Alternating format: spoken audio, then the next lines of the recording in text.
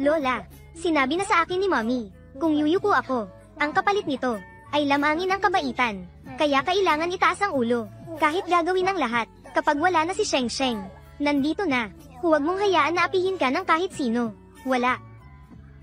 Sheng Sheng, saan ka pupunta?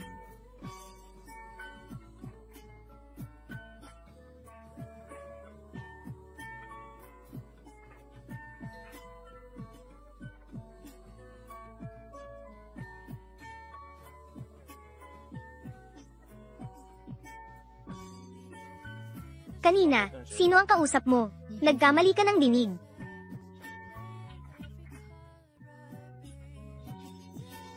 Nagtatagong parang wala nangyari. Hintayin mong gamitin kita. Makamkam ang dot ng pamilya Zin.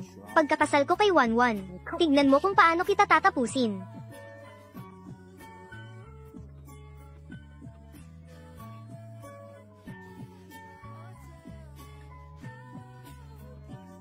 Hindi ba?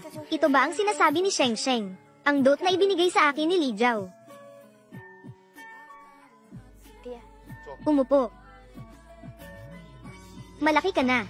Mayroong dumating ngayon para magdala ng dot. Ano sa tingin mo? Oo.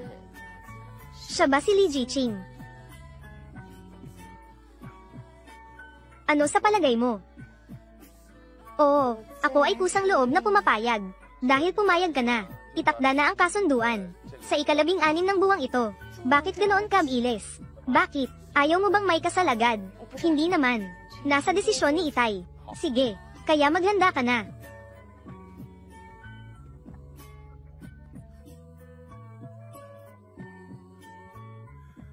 Isang mahirap na Jiqing. Paano niya matatalo ang pamilya Zin? Na mayaman at maimpluwensya. Kailangan kong gumamit ng kaunting panlilinlang para pumayag ka.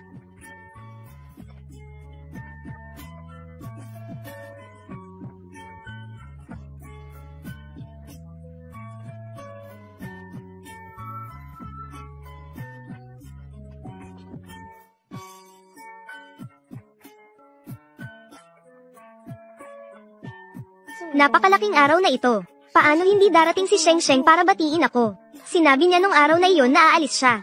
Ano ang ibig sabihin noon? Halika, mag-ingat ka. Halika, Lola, magpakasal ka sa tamang lolo. Ang buhay mo ay magiging maayos at masagana. Magkita tayo sa hinaharap.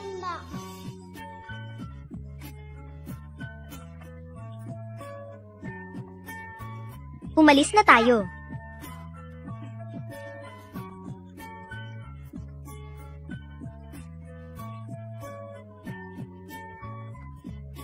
Mommy, ikakasal sina Lolo at Lola ngayon. Ako ang gumawa niyan. Binago ko ang buhay ni Lola. Ang bilis ko. Babalik ako sa hinaharap ng mabilis.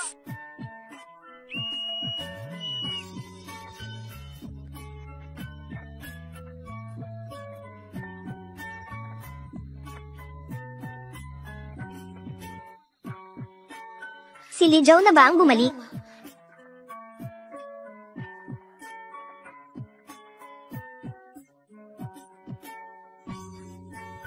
Gandang bata.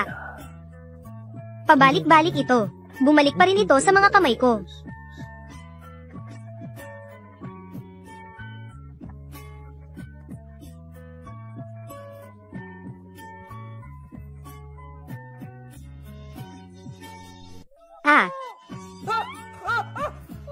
Bakit ikaw ito?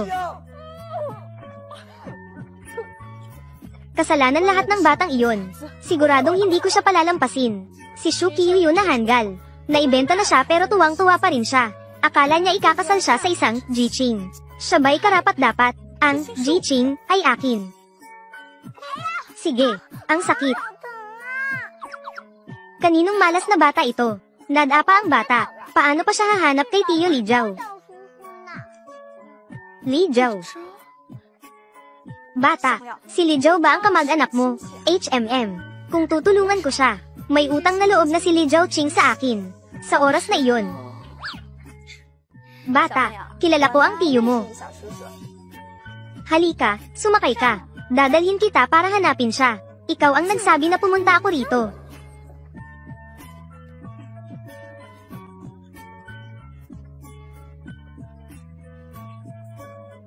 Ang ibig mong sabihin, binugbog ka ba ng batang iyon? At dinala kang nakatali? Kung hindi, ano pa? Hindi ko alam kung ano ang ugnayan nila ni Shu Qiuyu. Ano ba talaga ang relasyon nila? At isa pa, paano niya nalaman ang plano natin? Huwag mong sabihin may nagkalat ng balita.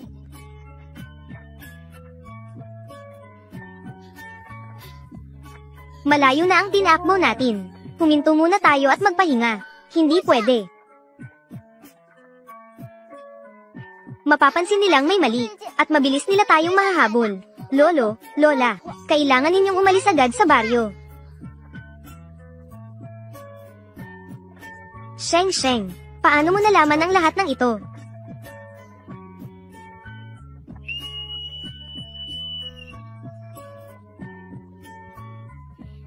Nabago ko na ang buhay ni Lola.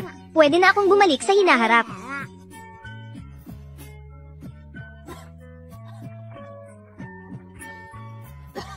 Hindi tama. Ang sakit sa puso ni Mommy. Bakit parang napakaseryoso pa rin?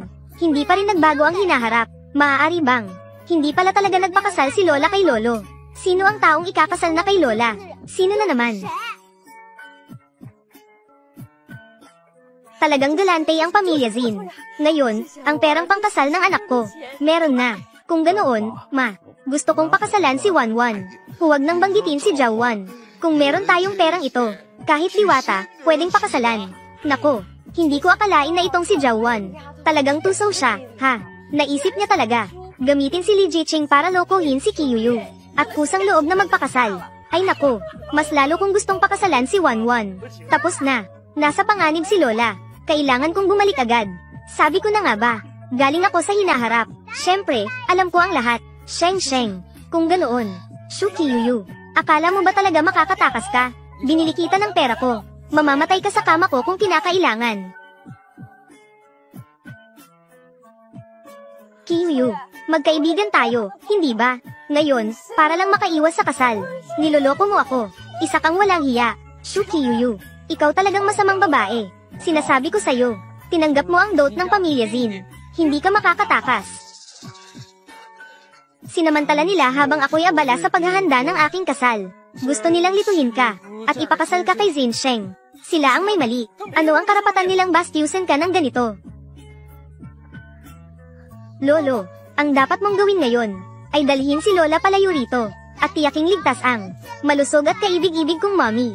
Gawin mo ang lahat para maipanganak siya. Dahil kung mahuli tayo, mauulit lamang kay Lola ang kanyang malungkot na buhay.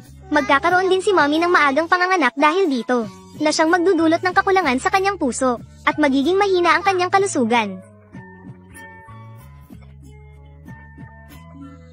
Shu Qiuyu, ano sa tingin mo? Kahit saan tayo pumunta, basta't magkasama tayo, wala akong kinatatakutan.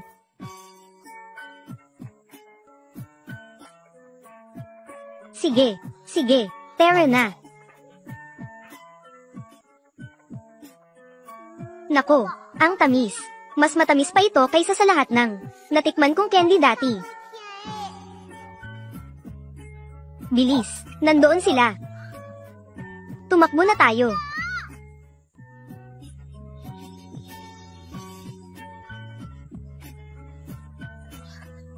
Sheng, hindi ka ba sasama sa amin? Huwag ninyong kalimutan na ako'y mula sa hinaharap.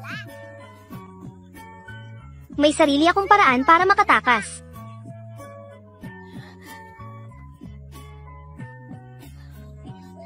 Umalis na kayo, Lolo. Ingatan mong mabuti si Lola, at pati si Mommy. Lolo at Lola, Sheng, sa pagkakataong ito, talagang kailangan ng sabihin na magkikita pa tayo sa hinaharap.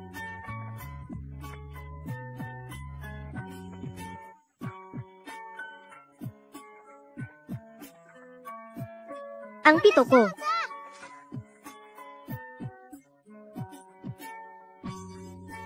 Hinahanap mo ba ang bagay na ito? Wala akong alam kung kaninong anak. Ang kawawa naman. Nakagapos ng maghapon at magdamag. Narinig ko'y ulila siya. Palaboy lang dito sa ating baryo. Kung hindi, paano naglakas loob ang pamilya Shu na tratuhin siya ng ganito? Batang babae, Gutom ng maghapon at magdamag. Nipatak ng tubig, wala pa siyang nainom. Ngayon, tiyak na nahihirapan ka na, hindi ba? Ang bango. Sabihin mo lang sa akin kung nasaan sila. Saan sila pumunta? Papayagan kitang kumain at uminom ng tubig. Ano sa tingin mo? HMP. Ang cute mo naman. Ayaw mong gawin ito ng maayos, pinipili mo ang parusa. Para sa dalawang hindi mo ka-ano-ano.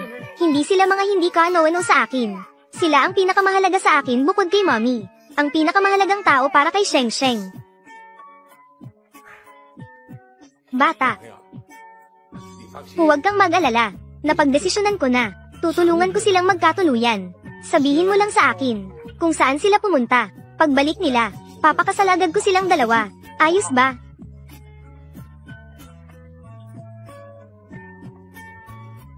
Itong matandang Shu, talagang handang magbigay para sa pamilya. Ang daming dut. Si Li Jiao ay may pinag-aralan at masipag. Sa tingin ko balang araw ay hindi magpapatalo sa pamilya Zin. Malay mo, si matandang Shu ay tila nagkaroon ng ideya. Tito Shu, ang inyong pamilya naman, ang tumanggap ng aming dot. Totoo ba? Ang pinakamahalagang gawin ngayon, ay agaran ng kunin ang pabigat na babae pabalik. Kung hindi, ang pamilya Zin, ay siguradong babawiin ang dot. Syempre totoo, niloloko mo ako. Nakikinig si Sheng Sheng. Ano ang iniisip mo? Gusto mo lang ibalik si Lola, para makuha ang dot. Paano mo nalaman? Matandang walang hiya, pati bata niloloko, pati bata alam na. Ang nais lang niya ay ibenta ang anak na babae. Bata. Alam ko, ang bagay na ito para sa'yo. Mahalagang mahalaga, hindi ba? Ang pito ko, ibabalik mo sa akin. Kuha, HMPH. Kung ganun, maging tapat ka. Sabihin mo sa akin, saan pumunta ang magkasamang lalaki at babae? Kung hindi, babasagin ko ito.